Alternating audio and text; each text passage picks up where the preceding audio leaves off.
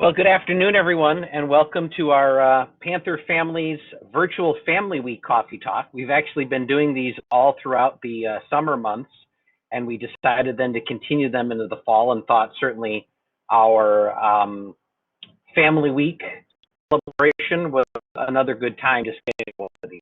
Appreciate the folks that have joined. We know some others will come and go throughout, as has been the case throughout our presentations in the summer. And we do record all of these as well, so we make them available to folks in a variety of ways after we are all done. My name is Kevin O'Connor. I'm part of our Panther Family Association and work in external relations at the University of Wisconsin-Milwaukee. I've now been at UWM for over 20 years.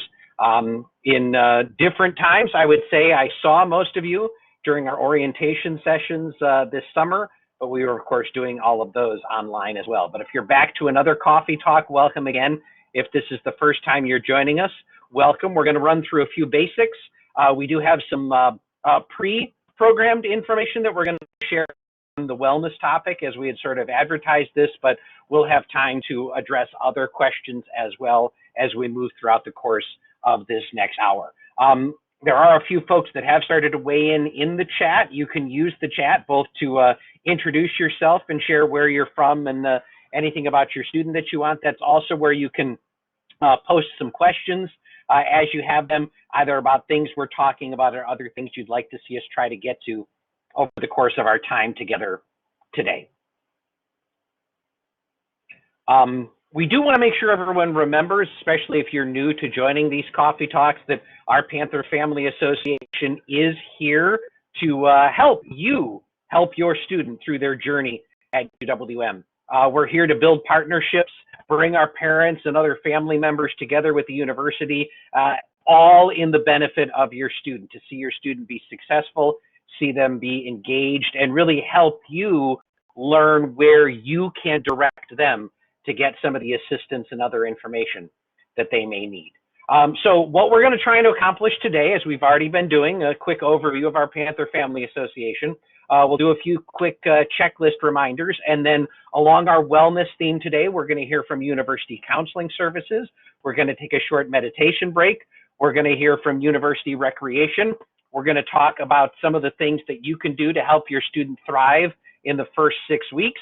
We're going to recap a little bit of the Family Week events that we have going on. And then, as I say, we'll leave time at the end to answer your questions, not just ones that have been posted in the chat, but ones that have come to us in advance, folks that can't join us today, but would like to watch back and hear how we're going to answer what some of the thoughts are on some of the other topics as we've already hit the month of October.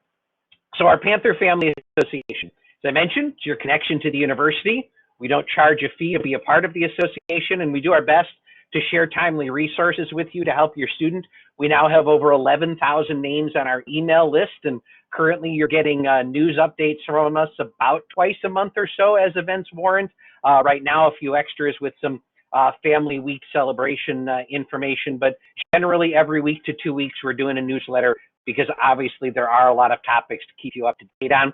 We also host events, currently virtually, but at other times in person, to give your student and you more chances to engage. And certainly we try to answer your questions, not just directly. It's not as if we have all of the answers, but we certainly can direct you to the right place on campus where you can find some of the information. And that, for example, would be why we have some guests with us today. There's also a few different things that we want to remind you that you can do to sort of assist and keep in touch and join us throughout the course of this semester and next year. You can join us for future Panther Families Coffee Talks. We're eyeing up some topics and dates for both November and December to keep this going. You can sign up for the Panther Family News. I'm going to bet that many of you already are part of our 11,000 strong, but if you're not, you can join that and receive our email updates. You can also join the Panther Family Facebook group. It's where a lot of the great questions go back and forth. A lot of times other family members can share insights with our families that are asking questions and point them in the right direction as well. And then some other great online resources. Our family website is available to you, which also includes our family guide. Many times we pitch that over the summer in orientation as a great resource to follow up and find the places you can go to get some answers, but this is a great time to use that as well. Anytime you have a question, you can buy Panther merchandise online at shopuwm.com. And a great way in our digital age, it's always useful, we have a website set up at UWM, which is uwm.edu/Panther Pride, where you can download Facebook frames, Instagram, art. We have some yard signs that you can download the files and have printed at your local sign shop, some other great resources that you can use there as well. So that's just kind of a quick overview of everything that we have going on. We have a couple of panelists, as I mentioned today, to sort of lead us down our wellness path. You could certainly put some questions in the chat for our panelists as they go on. We won't necessarily stop them in the middle of what they already have planned to present to pass some of those questions along, but kind of the way we tend to operate this with guests and whoever else is on here is that I'll jump back in when we're done with some of the presentations and sort of direct some traffic, send questions to some folks, and do our best to answer some of the other topics beyond wellness that you may have as well.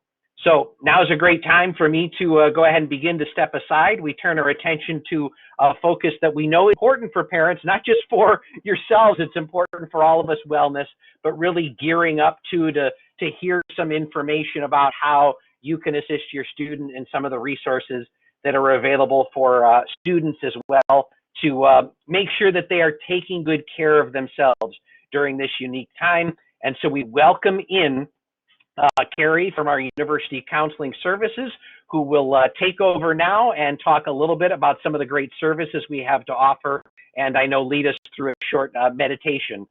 Carrie, welcome.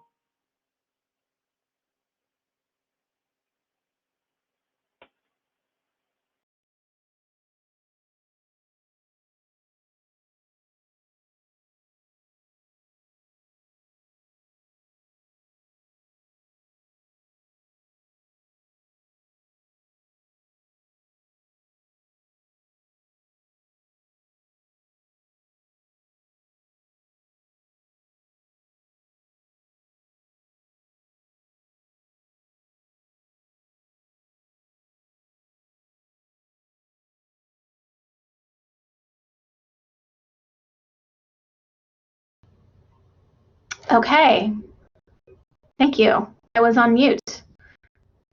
Can everyone hear me now okay? We can hear you, Carrie. Okay, great. So I will start again. Sorry about that.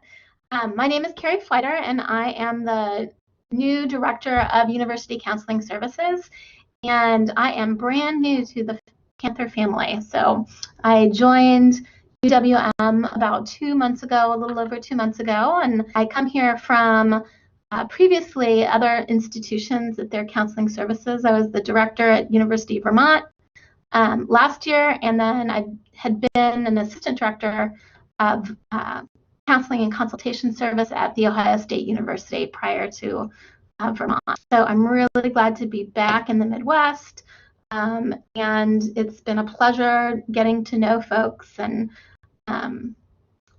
all that UWM has to offer and all that Milwaukee has to offer.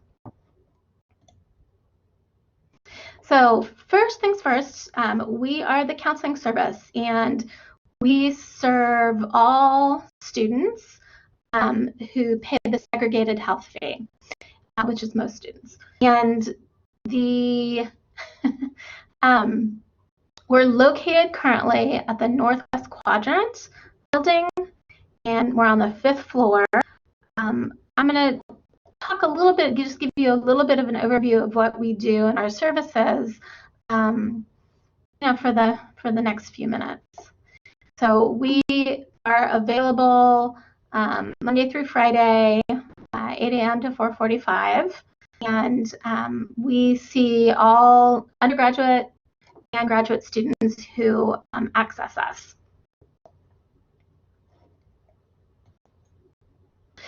So we have several different services that we provide, and what I like to talk about in terms of our services is to let folks know that we are a short-term model. So lots of students, especially over the last decade to 2 decades, stigma has gone down around mental health services. There's still quite a bit out there that keeps students from reaching out to us when they're in need. But in general, a lot of stigma has reduced significantly, and so students come to university already potentially having received mental health treatment, having received counseling, etc., and so then they reach out to us to continue their care. What I would say is, so we provide individual counseling, one-on-one with a therapist. We provide group counseling and relationship counseling, so couples counseling. We also do a great deal of consultation. So we talk to parents, we talk to faculty and staff. We're regularly in contact with a variety of different staff across the division and the institution. So when there's a concern about a student that a faculty or staff person raises, they can contact us and we can walk them through it in terms of signs and signals of when to get that person to our services. We do a variety of different kinds of outreach such as these kinds of presentations, but we also have 2 additional outreach activities that are recent and new as of this past year. So we have a program called Let's Talk, which is really billed as a 20-minute problem-solving, one-on-one, non-counseling activity. So this is really like an informal problem-solving session with an objective third person or with an objective counselor. And it's not therapy, but it is just a great way. Often it's an entryway for students to get into counseling. So a student who might be uncertain about what counseling is all about, might have some nervous energy about really jumping into it. Sometimes they'll find us through Let's Talk, which right now is virtual, and that will be a sort of a nice soft entry into potentially receiving other kinds of services from us. The other program that is new this year is Silver Cloud, and Silver Cloud is a skills-based online program and portal for all students and faculty and staff are able to participate in it. And it's really based on cognitive behavioral therapy and is very skills focused. So some students don't need individual counseling. They don't want to do therapy, but they want some skills on stress reduction, on sleep hygiene, on how to manage anxiety. And so Silver Cloud is available to them, and your student is able to do that from their own home, from their residence hall, etc. We do offer psychiatry services, so we have a full-time psychiatrist on staff, and she is available for evaluations as well as medication management for folks who are already on medication and want to continue on medication. And of course, and unfortunately, we're always here for crisis and when students are in crisis, whether that's personal distress, trauma or tragedy that occurs for a student or on campus, we respond to that as well. And we do have case management and referral. So as I mentioned earlier, we are a short-term model. So if a student is coming and interested in long-term weekly therapy that maybe they had done when they were in high school and they want to continue that, we're probably not the right service for them. But we can work with them through our case management to find them a provider in the community who takes their insurance and who they could start a long-term relationship with. Similarly, there are students who really have a need for a higher level of care than what we can provide. And so we also work with those students to get them to the right level of care. And how you make an appointment is really quite easy. You just give us a call. This is really the main number, 414-229-4133. And right now, because of COVID, we are all virtual. In a regular year, that would look different. They could stop by our office. But right now we are virtual. And really the entry point is by calling the number. Once a student calls that number, they'll be scheduled for an initial assessment with our triage clinician. And then really guided towards the best resource. And so sometimes that's staying with us and being seen by one of our in-house therapists. And sometimes that's a referral to a different resource, either on campus or in the community. And that's as easy as it gets. All you do is give us a call.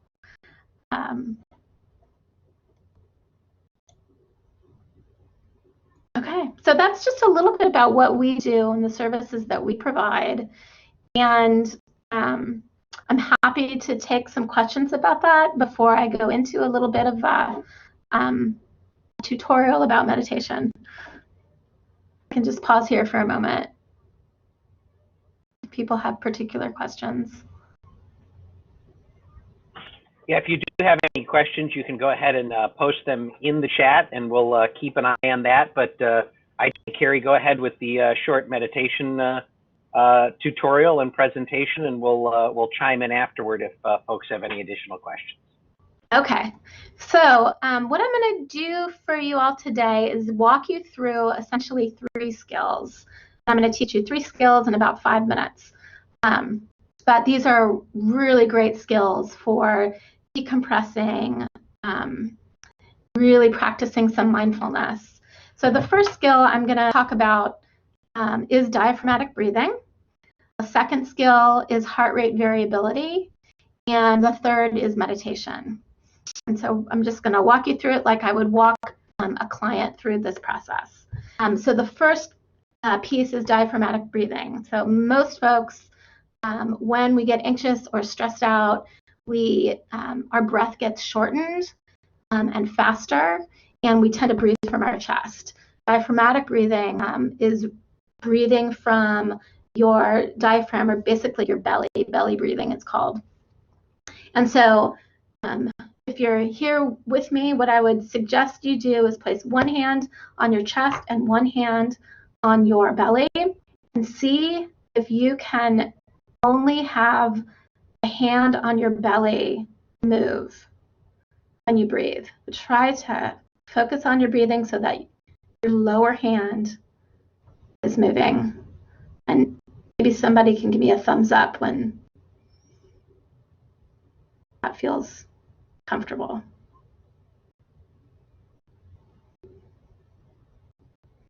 The purpose of diaphragmatic breathing is to get more oxygen into your system.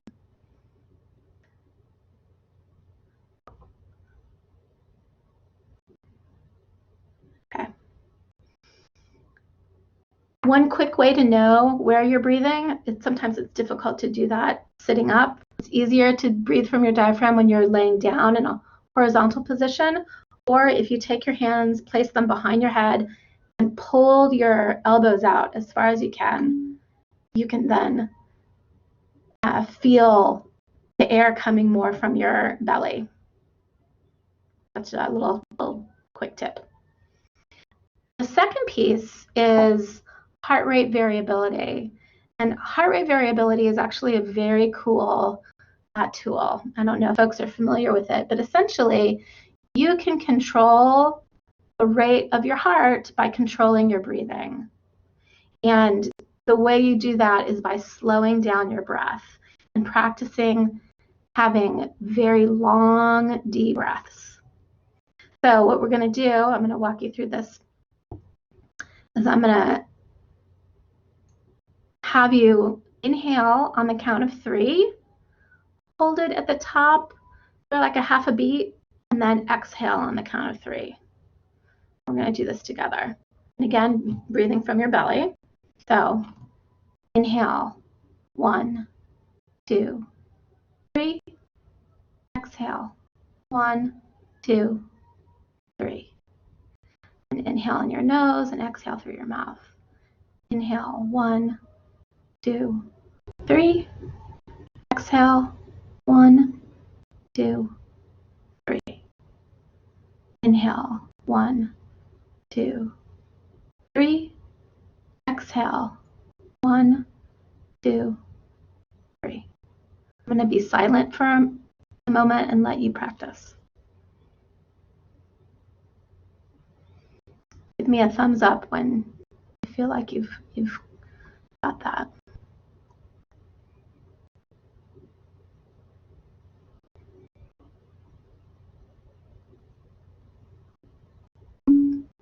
Thanks, Russ. What I will say about heart rate variability is that when a person starts to get amped up or anxious, there are really two nervous systems. There's the parasympathetic nervous system and the sympathetic nervous system. The sympathetic nervous system is the one where it readies your body to flee, fight, or freeze. And you can teach yourself by practicing heart rate variability, sending your body into parasympathetic systems, which is more about relaxing your body. It signals, it's your body's way of signaling to your brain that you're safe, your safety. You can relax your muscles, you can relax your body, and you don't have to sort of amp up and be prepared. So that's the cool thing about heart rate variability. You can do all of that by learning how to slow your breath. And some people go beyond the 3 count to a 4 count. I personally find that a little challenging. So that's the second skill. The third skill is really like a quick and dirty intro into meditation. And so I'm going to ask you to put, again, your hand on your chest and the hand on your belly, and try to focus on your breathing so that your belly is the one that's moving. And I'm going to ask you to again do the heart rate variability. So inhale on the count of 3, hold it at the top, and exhale on the count of 3. So inhale, 1, 2, 3. Exhale, 1, 2, 3. Each time you do that, that counts as 1. What we're going to do is we're going to go up to 5, count up to 5, and then go back down to 0 breaths.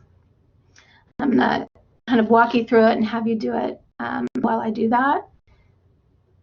So inhale, 1, 2, 3. Exhale, 1, 2, 3. That's 1. You can do the rest on your own. What you're going to notice is your mind is going to want to wander, and that's perfectly normal, without judgment, without tracking. Just go back to the count. So if you lose track of the count, just start from 1 again. In terms of those deep breaths. You can imagine also that there's a balloon in your stomach. With each inhale, you are filling that balloon and you're letting all the air out of that balloon. I'm going to be quiet for a moment.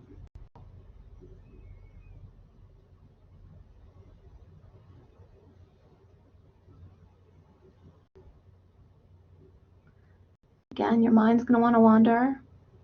Just when you notice that, come back to the count. Come back to your breath.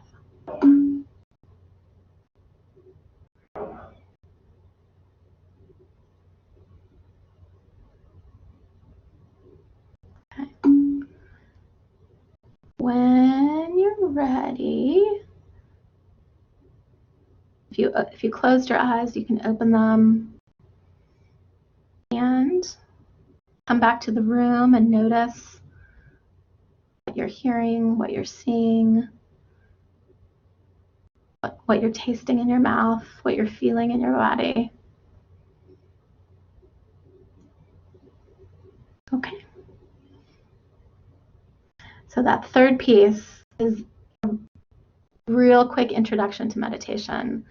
There are lots of activities that can be meditative, but an easy point of focus usually is the breath, because we always have our breath with us. If we didn't, we'd be in real trouble. So you can always come back to your breath and the counting, and noticing that a thought might come in and then leave you. I like to think of sitting under a bridge, and cars are coming across that bridge, and sometimes we can jump into the car and jump into those thoughts and they'll take us away, or we can just notice that, oh, I got into the car, I can get out of the car, just come back to the breath, come back to the count, not get attached to the thought. All right. Any questions or thoughts about how that felt? Learn 3 skills in about 5 minutes. Thanks for having me, you all. Thanks, Carrie. We appreciate not just that little tutorial that I think everyone will find come in handy, but also please do take note of all the resources that Carrie mentioned in the beginning. I know our most recent Panther Family News talked about the Let's Talk sessions and some of the other great resources that are available. And we know there are many challenges at this point in time, and certainly making sure that our students and our family members are taking care of themselves is top of mind as well. Another way that our students can take care of themselves, and many things still very much in operation, both virtual and in person this semester, is through University Recreation. And Sarah is here to join us a little bit more and talk exactly about how your student can get involved and what some of the great opportunities are. Sarah, I'll turn it over to you. Okay, great. Thank you, Kevin, for having me. Welcome, everybody, again. So yeah, my name is Sarah Luloff. I am the fitness director with University Recreation on campus. So yeah, I get to help plan all these wonderful programs for students. So the first slide here, you can just see a few pictures of some of the things we've done since we've gotten to reopen this fall. And we continue to offer, we've been offering virtual programming throughout the summer, and we're continuing to offer programming for students that they can access from anywhere. So things on Facebook Live, Instagram Live, and then we've just started offering some small in-person programming over the last few weeks as well. So I'll kind of talk about each of our different program areas as we go through. This first slide is just kind of a good summary of everything that we have.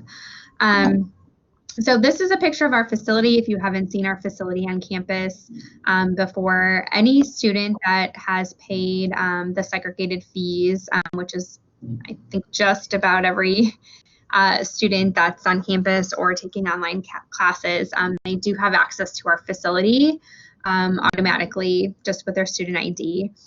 So we have a pool, we have an outdoor pursuit center, we have group exercise studios, a large weight room, cardio room, jogging track, and limited lockers available in our locker room. And we do have fitness equipment spread out through a large part of our facility now. So with the social distancing guidelines in place, we spent a few weeks before the semester started rearranging all of the equipment in our facility. So all of our treadmills, all of our weight machines, everything is spaced out about 10 feet apart now. And we have extra staff doing cleaning, and the masks are required in our facility as well. So we've been really pleased with the new layout of our facility and just how all the students are doing their part in keeping everything clean and trying to keep everyone safe. So just wanted to mention a little bit, there's been, before I get into the specific programs that we have going on, there's been a lot of research that shows just the great benefits for students in participating in any type of recreation programming on campus. So students that participate in a recreation program, whether it be a fitness class or going on an outdoor trip or just coming to the gym, they report having higher GPAs by 9 to 13% than students that don't participate. They're also 9.5 more times likely to report just feeling a greater sense of well-being, and also 7 times more likely to report benefits to stress management. These are just a few of the benefits. There's a lot more than this, but just, really stressing to your students that university recreation, we're a fun, happy place. It gives students a great outlet on campus, something to do, but there's more benefit than just the in the moment, like feeling the benefits of health and well-being. A lot of times we think about weight loss from participating in programs and physical health and things like that, but there's so many greater benefits from participating in our programs. So some of the things that we're offering, like I mentioned, we are doing virtual programming. So we have Guts and Butts classes, Work, that's a dance-based fitness class. We have a Rise and Grind, which is kind of like a yoga, Pilates mixed class, and a Body Flow classes, all online. So like I mentioned, we have classes on Facebook Live as well as Instagram Live. And then we have, just a couple weeks ago, we started offering some small in-person classes. We can have up to 10 people into one of our fitness studios with being able to maintain the distancing with the students. So we have group strength classes, we have group cycling, we have Pound, which is, if you haven't heard of Pound, it's kind of a dance-based class, but mixed with, they hold these drumsticks and kind of pretend that they're drumming, but it's a really great mix of cardio and strength exercises, just moving to the beat of like pop and rock music. And then we have Zumba classes as well. Here's a sample of our group exercise schedule that we had for the last 2 weeks. So you can see we try every day to have at least one class and maintain that variety of in-person as well as virtual classes. We have an app. I have more information on that at the end of the presentation, but that's how students would register for these classes to reserve their spot, since the classes are limited to 10 for the in-person. The online classes, there's no limit to those. And then we are just finalizing the schedule now for the rest of October, so that will be posted in our app and on our website soon. It'll look very similar to this. We just added actually a few more classes to the schedule. So we are offering some intramural sports as well for students. This is free for students to participate in. On Fridays, we've been doing some disc golf tournaments and tennis tournaments. So just things that students can get to do, and things that don't require any contact or close contact with other people. We have table tennis tournaments, pickleball, and then we have some online sports as well. And then we have a lot of outdoor programs going on for students. So one thing that our outdoor program does is they rent gear. So if your student needs a bike just to get around campus for a few days, or they want to go camping for a weekend, or out canoeing or kayaking, we have that gear available for a very minimal fee. And then we're doing local trips as well, things that students can just show up for either on campus or just a short distance from campus. So like longboarding, hiking, like this weekend we have a fall colors hike going out around the area. There's a bike ride this weekend, some kayaking. There's a lot of places around, so close to the Milwaukee area. So many great parks that you can go hiking and biking in. The Milwaukee River right here downtown is awesome for kayaking and canoeing. So those are just some samples of some of the trips that we've been doing. Another really great feature is we have a bike shop right in our facility as well. The service is free, so there's no service fee for students to come in and get their bike fixed. The only thing they would need to pay for is if there were any parts needed. So like if your bike just needs a tune-up, some things need to be tightened up, that would be free. But if you need like a new chain or a new tire, we can get those parts for a really reasonable price. For instance, my bike, I brought my bike in a while back, and there was quite a bit wrong with it. I needed several parts, and it still only came to $18 to get it all tuned up and back in working condition. So our bike shop's definitely been very busy, but we can usually get the bikes fixed and turned around in a few days. So, and then I like to mention the employment opportunities as well. So we are hiring almost year-round for student employees.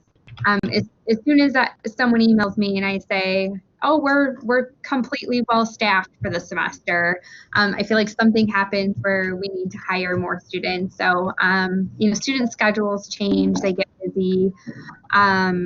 So we're pretty much always hiring. We have a lot of different positions available, whether it be working the front desk, greeting students that come in the door, our fitness attendants that work in the weight room and the cardio room. They do the cleaning of all the fitness equipment and making sure people are, staying safe in the area.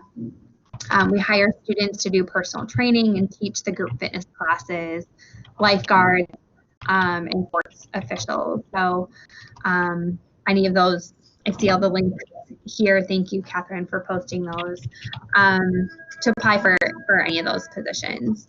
The hours are really flexible, so most of the shifts are only like 2 to 3 hour shifts, so it's really easy to fit them in between your class schedule. And we completely work around student schedules. And if, a student normally works Saturdays, but they want to go out of town for that weekend, it's really easy to get that shift covered and switch things around. So whether a student wants to work maybe 8 hours a week or they want to work 25 hours a week, we can work with their schedule. There's a lot of room for growth. So I have a lot of students that start as maybe an entry-level position working the front desk, and then they earn their way up to becoming one of our student building managers, which is the highest level position in our facility. So most students that start working for us, we don't have a super high turnover rate other than students graduating or leaving for like internships. But most students that start working for us as like a freshman or a sophomore, like stick with it and work for us long term. And then there's a lot of room for them to get promoted and just really build that experience for their resume. I don't see my presentation. Was that all my slides? I think I had one last slide that just had our app information on it. So just this semester, we were able to launch a new app. It's just UWM UREC. For that, I can type it in here. Oh, here it is. Okay. So this has been really great for us this semester, having the app available. I'll come back to that one in a second. So any student that downloads our app, when they log into the app, they can get a virtual ID that they can use to scan into our facility for the day. So that's really great. So we have completely contactless entry to our facility. Students don't even need to bring their ID if they have the app. And then all of our schedules. So our group fitness schedules are in the app, our outdoor pursuits trips, our intramural sports, all of those are right there in the app to see what's coming up. And they can sign up for the programs there. Our building hours are in there. And it's a great way to just stay updated. So students can sign up for the push notifications in our app. And then if, our building has to close early for something, or we have a new event coming up next week, like we can push those out through the app, and this students that have the app will be the first to know. And then on social media, we really try to stay active and engaging on social media. I'm pretty proud of the content that we push out to students. We have a pretty good base of followers on Instagram, Facebook, and Twitter. So this is just kind of a sample of that. So we post a mix of just really great photography, things we might have caught on some of our outdoor trips, as well as, highlighting our students that work out here, and then, of course, promoting any of our upcoming programs. So following us on social media will definitely be a great way to kind of be the first to know as well, and what anything that's coming up with our department. Is a great way to ask questions too. So if your students follow us, it's a great way to just send a quick message if they have a question about like our hours or an event or something. We are really responsive through that as well. So I think that's everything with with university recreation. And I'll stick around if there's any questions or anything else that comes up. So thank you. Thank you very much, Sarah. And again, a great resource, and I think a great reminder that while there are, in many cases, we can't do everything, we've always done it at this current time, that there are lots of things that we are finding a way to do. And whether it's some of the in-person opportunities with small groups, just the access to some of the equipment and spaces in the pavilion and Kalachi Center for exercising, as well as some of the great online opportunities. And the as well, if you're a Panther Family News subscriber, you saw a news article about that, and a reminder about some of the opening hours and other opportunities available through University Recreation. Carrie Deuce from the Panther Family Association has also now joined us, and we're going to have about 15 minutes or so left here at the end to answer some of the questions that we know are out there as well. But before we get to those, I did want to have Carrie jump in also and just talk a little bit about the other topic of wellness that we wanted to just bring up. There was an article about this in the Panther Family News in the last week or so, but making sure your student really thrives in the first 6 weeks of school and feels good about getting their feet underneath themselves and ready to go. And we know, again, some of this looks different, but the tenets are still the same. And there's a reason we have celebrated, and around the country, folks look at having a family weekend at the college environment somewhere in that 6-7 weeks into the semester time frame when possible, because that's a great time for a check-in. And so some of the things, if some of the habits haven't yet been established, there's an opportunity to establish them now. And Carrie, I'll have you jump in and just hit on a few of these highlights, and then I'll throw a few questions your way as well.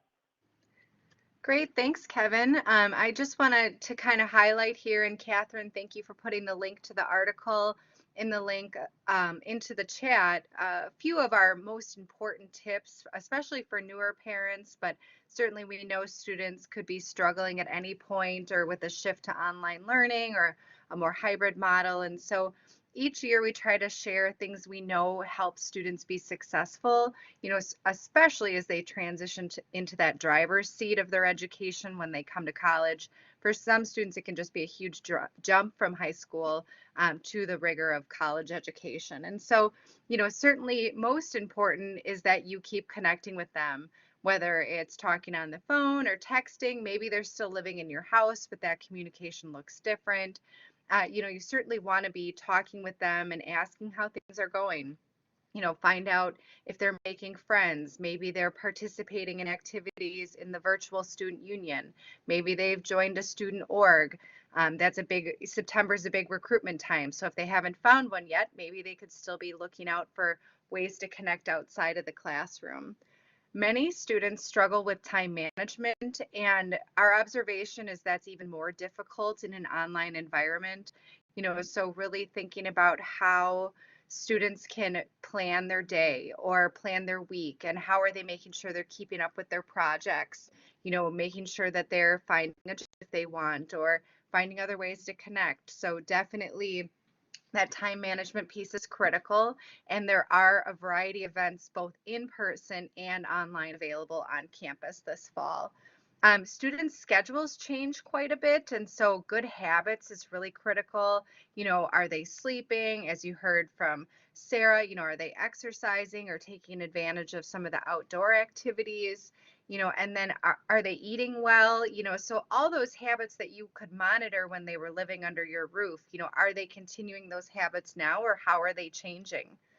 Certainly attending class and studying, whether they're attending virtually or in person, and then studying outside of class. We've always said for every hour or so of in-class instruction, 2 to 3 hours studying outside is a good way to think about it, to make sure that they're keeping up and excelling in their coursework. That might include, going to a tutoring session or supplemental instruction, and all that is available online, so they can find that information through the Student Success Center. Academically, for some students, their first courses in college are easy and they feel well prepared. And for other students, it might be the first time they get a bad grade, or they're really having trouble adjusting. And so they also can go to professors' office hours or work with their TAs before or after class to make sure they're getting their questions answered. And so making sure that your student really is advocating for themselves as part of that academic adjustment is going to be really important. And a lot of great resources are available through Canvas, which is our online course delivery tool. Also ask them about their friends, and see if they're making friends or how they might be adjusting, and what types of activities they might be participating in with their friends is important, because you might not be meeting their friends and you might just be hearing about them. And so it's great to just get a feel for what that looks like and what their new friendship groups might be getting involved in. I already mentioned, getting involved in clubs, but campus jobs, or, finding other ways to connect. Maybe they want to visit the Career Development Center and hear more about internship opportunities or potential off-campus jobs, but really make sure they're connecting to the campus resources and getting out there and all that there is to offer on campus. Budgeting is another piece that, if you haven't seen it yet, you might see coming soon. Students get concerned about how they might pay for activities or their tuition or housing.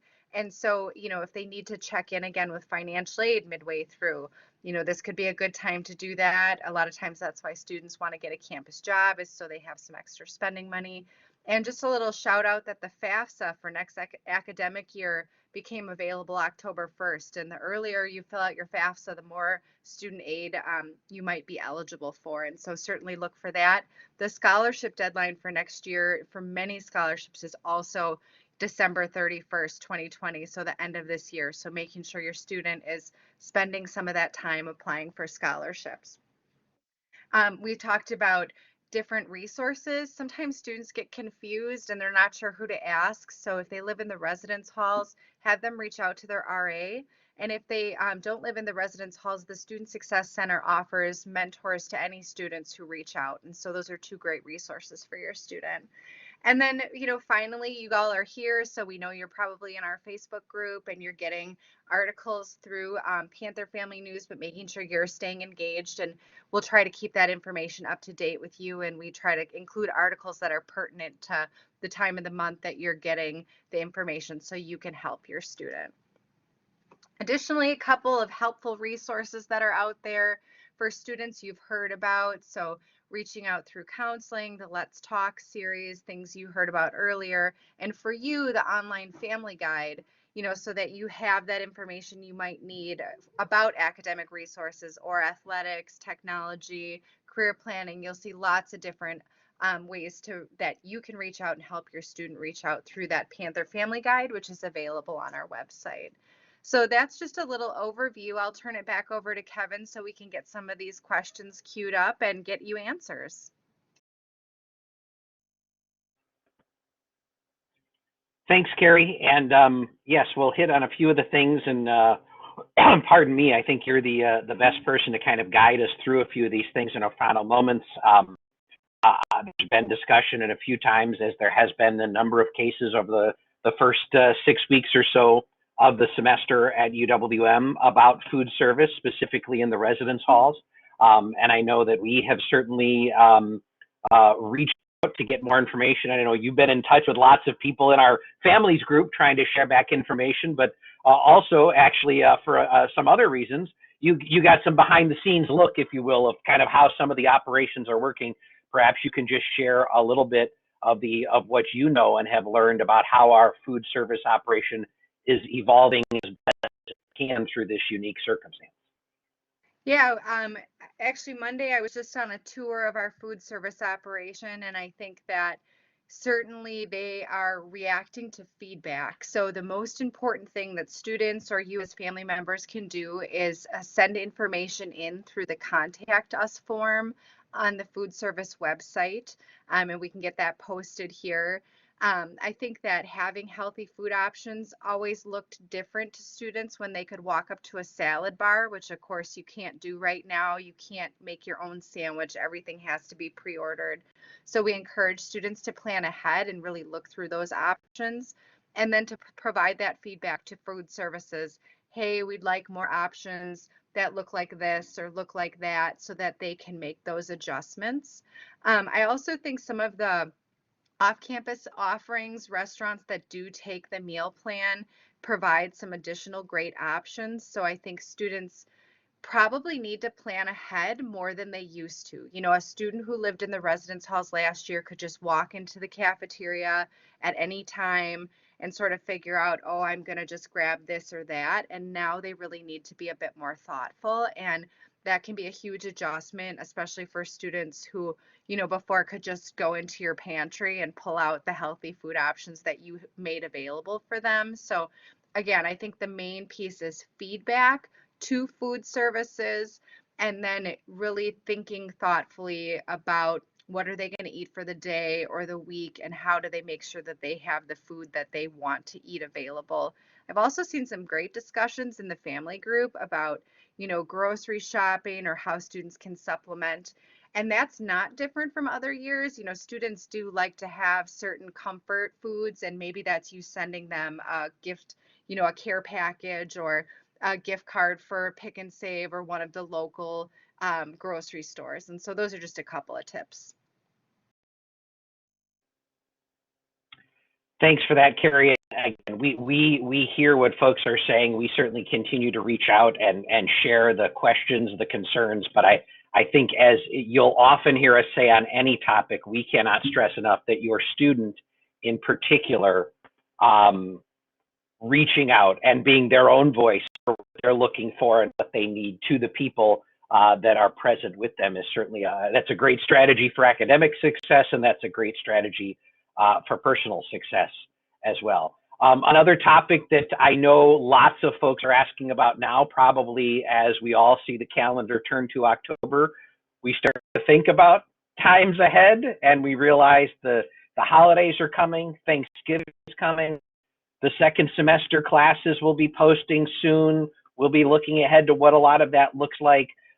Folks want to know how close UWM is to making decisions on what that may all look like on our end. Can you kind of catch everyone up a little bit on where that stands for us in our planning as a university? Yes, I mean, three big topics: Thanksgiving break, winterim, spring semester, which of course includes spring break.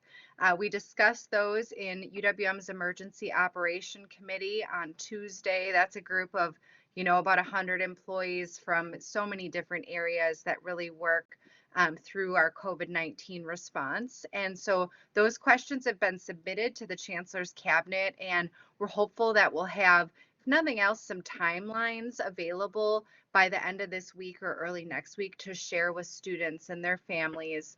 At this point, you know, operations for this fall remain the same. So your students should, you know, plan that their courses will go through the end of the fall semester. I know some schools have talked about shutting down after Thanksgiving. No decisions like that have been made right now at UWM. So I would suggest your students talk with their professors, you know, to see if there's any adjustments being made at the individual course level. For winterim, our residence halls have always been open. That is different from some other UW schools. Again, we don't anticipate a change there. And then some decisions about spring semester will be made soon. I know there's, you know, a lot of encouragement of how can we get more classes on campus or in a hybrid model where students are at least on campus in a class for one of those 2 days a week.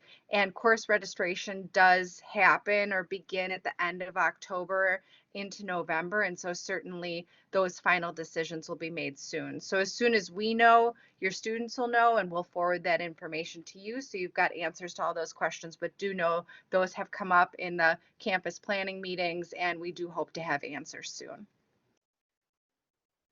And thanks for that info as well, Carrie. And then kind of a final topic that I know we see some folks in the chat chiming in on. And listen, we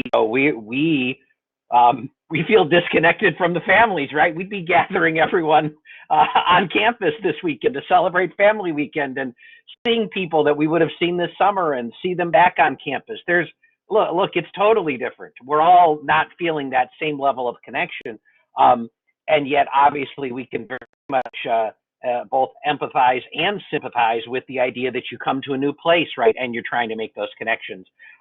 There's no one magic answer. I know it's challenging because everyone who's coming to a college or any other place right now is going to approach the overall situation differently. I see Catherine posted a link to some residence life staff that I do think reaching out, having your student reach out if they're not getting anywhere with their RA for how can I get more involved, how can I meet some people. Can you run through for us quick as we wrap up, understanding it's not as easy as walking down the hall and knocking on the door to your RA's room all the time as maybe it once was. What are some strategies potentially that students can safely go about trying to reach out and say, I'm not feeling connected. I'm not meeting anybody. What am I missing? Where are these group of 10 activities that I could be participating in? How am I not finding out what maybe could assist me down these paths? Yeah, I'm just going to tell a quick story, and I want to give a shout out to housing staff member Rachel Amick, who you'll find in the link that Catherine posted. She's a professional staff member at UWM who manages a lot of programming and outreach in the residence halls. About 2 weeks ago, I talked with a mom and her student, and the student was living in Cambridge and really struggling to connect. And so we worked with Rachel, and there was 6 different either in-person or online programming opportunities coming up in the next 2 weeks at that time, right in Cambridge, that the student could participate in. And so it worked out well because then the student could really pick, one opportunity she wanted to do online, another one related to her courses she wanted to do in person. She could really find that information. So if the student's RA doesn't have suggestions, certainly reaching out to Rachel. She's a great resource in the residence halls. There's posters. Students mostly find programming information on Instagram. So they really do have to kind of go to an event, get out there, whether they want to go online through that option or go in person, is going to be a personal comfort. But there's a lot going on in the residence halls, but students do have to go out and make those connections. And I know that can be hard in a new place, and it certainly isn't as easy as it used to be. Some examples it might be major related. So if your student's in an LLC, as this one was, there's a variety of different film related activities going on through the Peck School of the Arts that the instructor was offering. There's also a lot of opportunities in hall government. So those are the students that make decisions about the programming that's going on and what might be available during the fall and spring semester from a programming standpoint. So those were a couple of the opportunities. And then additionally, our programming staff across campus has lots of things going on campus. So you can stop and pick up an activity kit and take it home with you or complete it there depending on your comfort level. Student orgs are ramping up some of their events that happen both on and off campus, and all of those are specific to like that org. So if you're in the marketing organization, it might be marketing related activities. If you pick, something more related to a fun activity, I know disc golf was mentioned earlier. That's a big club for UWM. There's still activities going on there outside that are safely distanced. So those are a couple of opportunities, but I definitely would suggest your student connecting with their RA. Looking at UWM's online social media is a great way for them to find events, or really just talking with staff or folks around them that might be available. So RAs, mentors, professional staff, people at the main desk in the residence halls. Go work out in Klotchke. The students there are probably going to have suggestions, as Sarah mentioned. So there are lots of great ways, for students to get engaged. But I do understand it can be hard for students that first time don't know somebody walking into an event and, just committing to that. So we know that that can be a challenge. So also email us. I'm always happy to connect parents with staff members, help get their students connected. We do sometimes help get students connected without them knowing you reached out to us. So that is always an option as well. So I think those are my top suggestions, Kevin. Thank you. Sure, that sounds good. And absolutely, I think that's another pathway, again, trying to find that balance and being assisting to your students and still having them go about and do things on their own as well. There's another, I know, as Catherine's posting events, this by no means lists every student-related event because it's slightly broader, open to the public kind of events, but the uwm.edu/events website does provide a listing, especially of a good amount of the Peck School of the Arts will post their information up there as well. There was a global and international studies P open house today. Obviously, some other online sessions as well. Not all of those are hosted in person by any means, but some of them certainly are as well. So some of those resources are available out there. Again, we will continue to follow some of these questions and information. If you aren't already part of our Panther Family newsletter, you can join by going to our website at uwm.edu/family. That certainly will be a way you can find more information and link up with that as well. We are in the middle of Virtual Family Week. Our trivia night tomorrow and Saturday are both jam-packed. They're all full, but there's a planetarium show on Friday night that you can find the login information for on our website as well. You can register still for Family Weekend because then you get a online merchandise shopping discount. But even if you don't register, you can go to the schedule of events, join the contests, and join the planetarium show as well. We'd be happy to have you be a part of that as well. And as I mentioned, there's the email address to get to us with your questions, and at least tentatively on the date. We'll certainly do it in November. No reason to think it won't be this date, but we'll communicate out and what themes we may have, and probably be looking very much ahead to what they will look like in the spring semester as well, our coffee chat on November 10th. Thanks to our guests for joining us. Thanks to all of you listening in, both live and those that are revisiting this on a recorded basis. Thanks, and we'll be in touch soon. Thank you from our Panther Family Association.